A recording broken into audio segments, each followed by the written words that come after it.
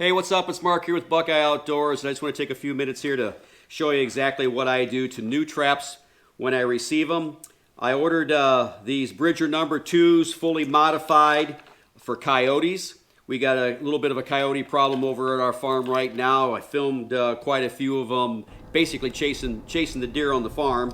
So I figured, you know, with the trapping that I do, I'll go ahead and get some heavy-duty sets made, and I just wanted to take a minute to show you exactly what I do with a stock trap right out of the box.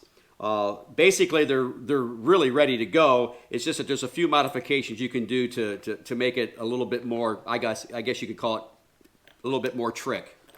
First thing that I do is on the leads coming out of the coils here on these two rods here, I bend those down to a 45. They come straight.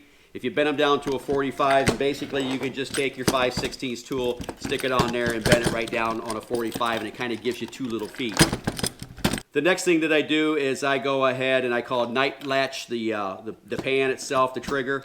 And so basically what you do is you just take an 8mm file, you stick it up here underneath here, and you go ahead and you stroke this back and forth a little bit, and you cut a little tiny groove so that when your dog comes in here, basically it just catches and then it clicks.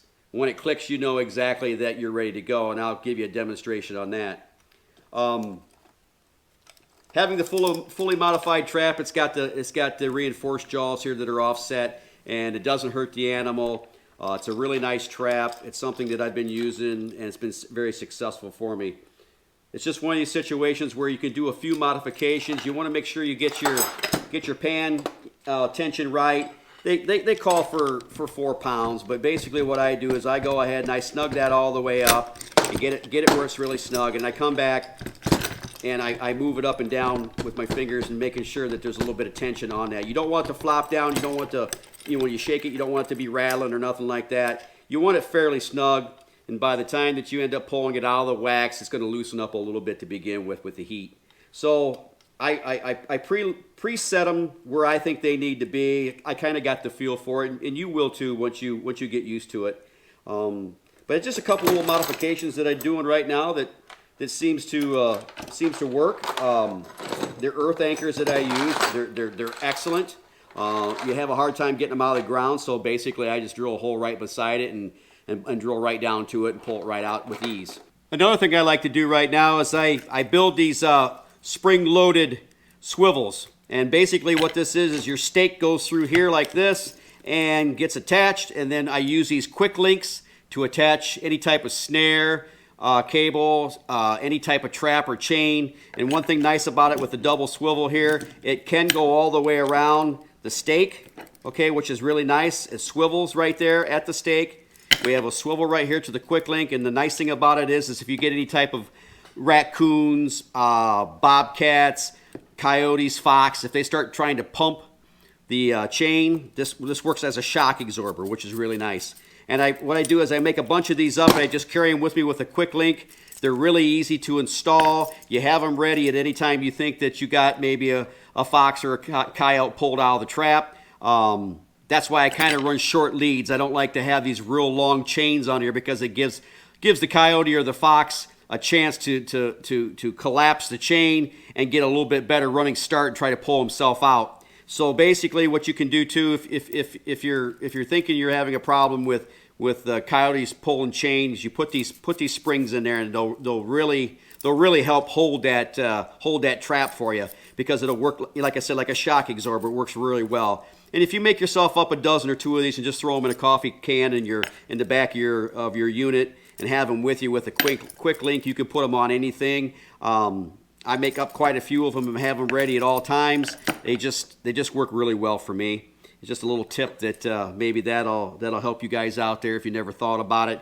And in that way, you don't have all your chains got all these springs on there and stuff like that. And it makes it easy too if you have to do a quick change out of a trap. If you got this stake down to the ground like this, you go ahead and undo your quick link like this, slam a new chain with a brand new trap on it, a fresh clean trap, and voila, you're back to trapping and bedding that trap and getting out of there. That's the whole thing, is to get the traps in the ground and get out of there as quick as possible and do it as efficient as possible. As you can see right now, I got the dog filed out here on the pan. So we're going to see if the trigger arm is going to do exactly what we wanted it to do with the night latch. I'm going to start giving the pan a little pressure, and hopefully she's going to click right in the spot.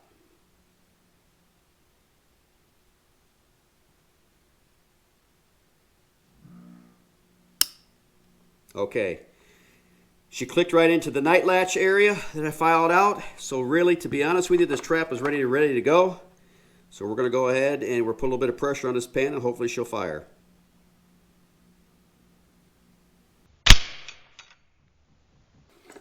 Just a few things that you might want to do to your traps to, I guess, make your success rate with the Coyotes better.